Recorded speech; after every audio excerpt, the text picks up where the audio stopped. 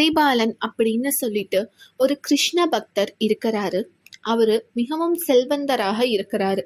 அவருடைய செல்வங்களை எல்லாம் பகவானுடைய சேவைக்காக தான் பயன்படுத்துவாரு. அது மட்டும் இல்லாம தினமும் கிருஷ்ண பக்தர்களுக்கு தானம் அளிப்பது அவருடைய கடமையாகவே இருந்தது. நாள் தவறாம அதை அவர் செஞ்சுக்கிட்டே வருவாரு. ஏழை பிராமணர்கள், சாதுக்கள், கிருஷ்ண பக்தர்கள் அப்படின்னு எல்லாருக்கும் செல்வத்தை எல்லாம் கொடுத்து கொண்டே இருக்கிறாரு. கொஞ்ச நாள் அப்படியே போகுது. அவங்க கிட்ட இருக்கிற செல்வம் எல்லாமே குறைஞ்சி போயிடுது. அதுக்கப்புறம் ஹரிபாலனே ஏழையாக மாறிடுறாரு.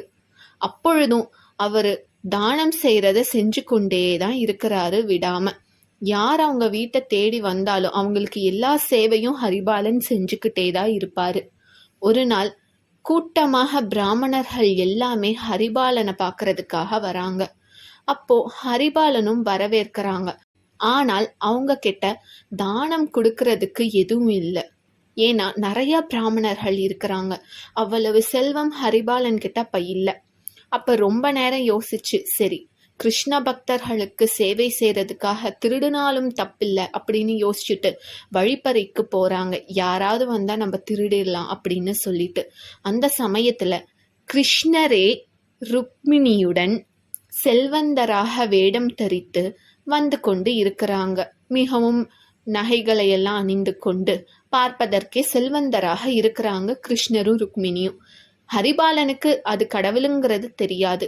ஆஹா, ஒரு செல்வந்தர் வந்துட்டாரு, அவர்கிட்ட இருந்து எல்லாமே பறிச்சுக்க வேண்டியதுதான் அப்படின்னு சொல்லிட்டு ஹரிபாலன் போய் வழிப்பறியில ஈடுபட்டு எல்லா செல்வத்தையும் பறிச்சுக்கிட்டு வராங்க. அதுக்கப்புறம் வீட்டுக்கு வந்த பிராமணர்களுக்கு எல்லாம் தானம் கொடுத்துட்டு அவங்களுக்கு எல்லாம் சேவை செய்யறாங்க.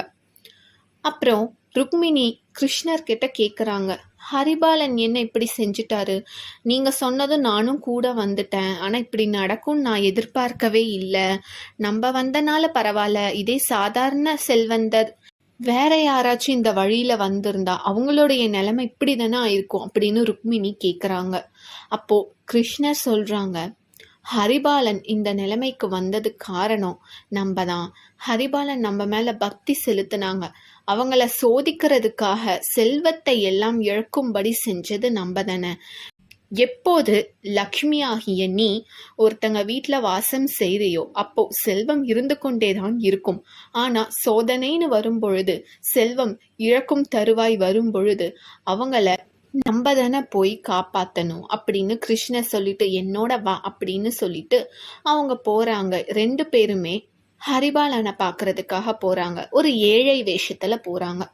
ஹரிபாலனும் அவங்கள பார்த்ததும் வரவேற்கிறாங்க. நாங்க கிருஷ்ண பக்தர்கள் அப்படின்னு சொல்லிட்டு கிருஷ்ணரும் ருக்மிணியுமே சொல்றாங்க. ஹரிபாலனுக்கு ஒரே சந்தோஷம். அப்ப அவங்க எல்லா சேவையும் அவங்களுக்கு செய்யறாங்க. என்ன வேணும்னு சொல்லுங்க, நான் எல்லாமே தரேன் அப்படின்னு ஹரிபாலன் கேக்குறாங்க. அப்போ ஏழையாக இருந்த கிருஷ்ணர் சொல்றாரு, நாங்க முன்ன செல்வந்தராக தான் இருந்தோம். ஆனா ஒரு வழிப்பறியில எங்களுடைய செல்வம் எல்லாமே போயிடுச்சு. அதனாலதான் எங்களுக்கு இப்படி ஒரு நிலைமை அப்படின்னு சொல்றாங்க. ஹரிபாலனுக்கு கோபம் வருது. யாரு இந்த வழிப்பறி செஞ்சது? யாரா இருந்தாலும் சொல்லுங்க, நான் அவங்கள தண்டிக்கிறேன்.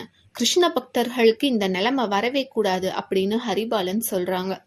அப்போ கிருஷ்ணரும் ருக்மிணியும் முன்பு இருந்த அந்த செல்வந்தர் வேஷம் தரித்து காட்சி கொடுக்கறாங்க ஹரிபாலனுக்கு. அப்போ அவருக்கு ரொம்ப கஷ்டமா போயிடுது. இவங்க கிட்ட இருந்துதானே நம்ம வழிப்பறி செஞ்சோம் அப்படிங்கறத ஹரிபாலனுக்கு தெரிய வருது. அப்புறம் அது கிருஷ்ணர் ருக்மிணி அப்படிங்கிற விஷயத்தையும் அவர் புரிஞ்சுக்கிறாரு. உடனே பகவானுடைய காலில் விழுந்து மன்னிப்பும் கேட்கிறாரு. அப்போ கிருஷ்ணர் சொல்றாரு, நீ எதற்காகவும் வருத்தப்படாத. உன்னுடைய இந்த நிலைமைக்கு காரணம் நான் தான். ஏன்னா உன்னை சோதிக்கணும் அப்படிங்கிறதுக்காக தான் நான் இது செஞ்சேன்.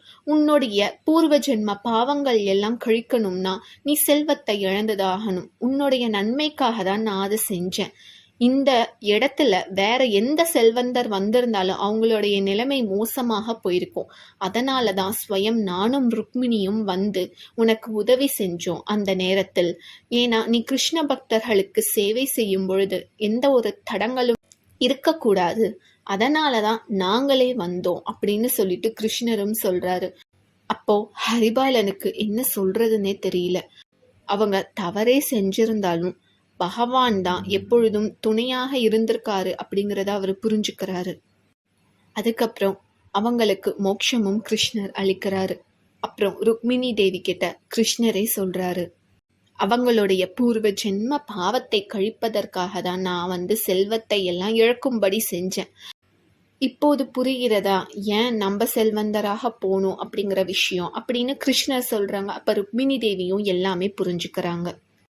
காரணம் இல்லாம எந்த ஒரு விஷயத்தையும் கிருஷ்ண பகவான் செய்ய மாட்டாரு. எல்லாமே பக்தர்களோட நன்மைக்காக மட்டும்தான்.